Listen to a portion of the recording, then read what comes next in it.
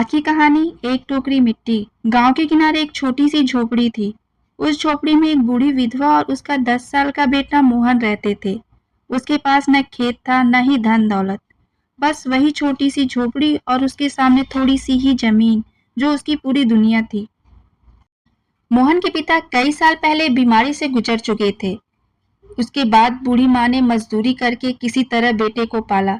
कभी खेतों में काम करती, कभी लोगों के घरों में अनाज साफ करती। कई बार तो दोनों को आधा पेट खाकर ही सोना पड़ता। लेकिन गरीबी के बावजूद उस बूढ़ी औरत ने अपने बेटे को हमेशा ईमानदारी और मेहनत का पाठ पढ़ाया था। गांव में एक बहुत अमीर जमींदार रहता था। उसका नाम ठाकुर प्रताप सिंह था। उसके पास कई खेत, बैल, नौकर चाकर थे। पूरे गांव में उसका रौब चलता था। लोग उसके डरते थे क्योंकि वह बहुत घमंडी और कठोर स्वभाव का आदमी था। एक दिन ठाकुर अपनी हवेली के पास की जमीन को बढ़ाने का फैसला लिया। उसकी नजर उस बूढ़ी औरत की झोपड़ी पर पड़ी। वह जमीन उसकी हवेली से लगी हुई थी और ठाकुर उसे अपने बगीचे में शामिल करना चाहता था। अगले दिन ठाकुर अपने नौकरों के साथ बूढ़ी औरत की झोपड़ी पर पहुंचा। सुन बुढ़िया, ठाकुर ने ऊंची आवाज में कहा, यह जमीन अब मुझे चाहिए। तू अपनी झोपड़ी कहीं और लगा। बूढ़ी औरत डर गई। उसने हाथ जोड़कर कहा, मालिक, हमारे पास यही एक सहारा है, हम कहाँ जाएंगे। लेकिन ठाकुर का दिल नहीं पसीजा।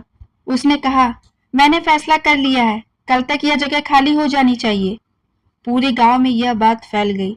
लोगों को बूढ़ी औरत पर दया तो आई, लेकिन कोई भी ठाकुर के खिलाफ बोलने की हिम्मत नहीं कर पाया। रात भर बूढ़ी औरत सो नहीं सकी।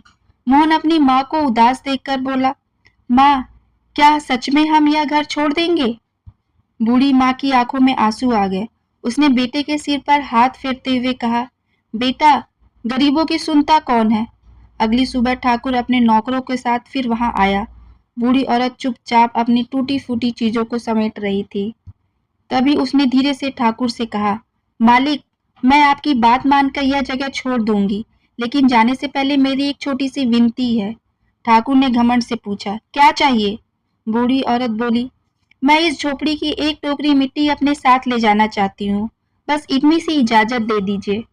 ठाकुर हंस पड़ा, बस इतनी सी बात है, ले जा जितनी मिट्टी चाहिए।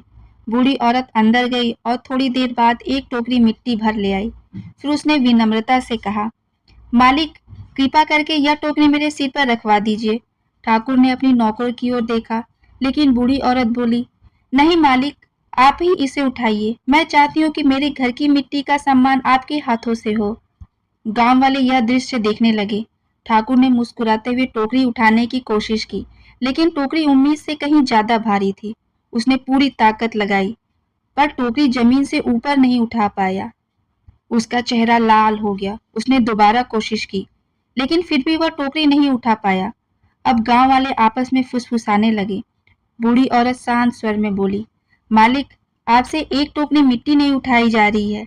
आप पूरी झोपड़ी की मिट्टी का बोझ जिंदगी भर कैसे उठाएंगे? यह बात सीधे ठाकुर के दिल में उतर गई। पहली बार उसे अपनी गलती का एहसास हुआ। उसने चारों ओर देखा। गांव वालों की नजरें उस पर पड़ी थी। उसकी गर्दन शर्म से झुक गई। कुछ देर तक वहां सन्नाटा छाया रहा।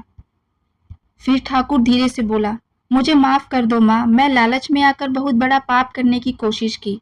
उसने तुरंत अपने नौकरों को आदेश दिया, कोई भी इस झोपड़ी को हाथ नहीं लगाएगा। बूढ़ी औरत की आंखों में आंसू बह निकले, लेकिन इस बार वे दुखी के नहीं, राहत और खुशी के आंसू थे। ठाकुर ने आगे बढ़कर मोहन के सिर पर हाथ रखा और कहा, आज से तुम्हारी पढ़ाई और तुम्हारे घर की जिम्मेदारी मेरी होगी। गांव वाले यह सब देखकर हैरान थे। जिस ठाकुर से लोग डरते थे, आज वही इंसानियत की बात कर रहा था। उस दिन के बाद ठाकुर प्रताप सिंह बदल गया। उसने गरीबों की मदद करना शुरू कर दिया। गांव में कुआं खुदवाया, बच्चों के लिए पाठशाला बनवाई और मजदूरों के साथ अच्छा व्यवहार करने लगा। धीरे धीरे गांव के लोगों के दिल में उसका डर खत्म हो गया और उसकी जगह एक सम्मान ने ले ली। मोहन ने मेहनत से पढ़ाई की और बड़ा होकर गांव का शिक्षक बना। वह बच्चों को सिर्फ किताबों का ज्ञान नहीं, बल्कि इंसानियत और दया का महत्व भी समझाया। हक छीनना आसान है, लेकिन उसके दर्द का बोझ उठाना बहुत मुश्किल। इंसान की असली महानता उसकी दौलत से नहीं, उसके व्यवहार में होती है।